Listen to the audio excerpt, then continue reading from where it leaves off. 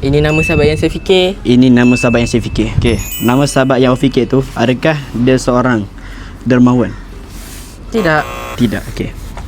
Nama sahabat yang awak fikir tu, adakah dia 10 sahabat yang dikategori dijamin masuk syurga?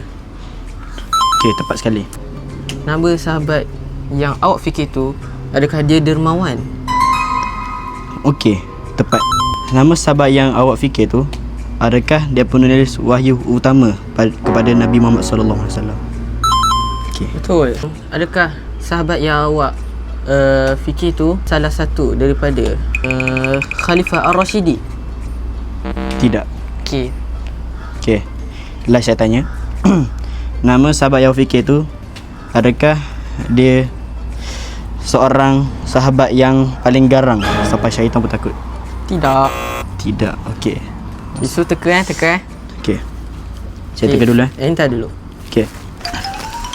Saya rasalah siapa penulis Zaid bin Sabit. Betul. Okay. Betul, mantap. Yes. Okey. Okey, teka. Awak dermawan mestinya adalah Abdurrahman bin Auf. Okey, mantap betul. Yes.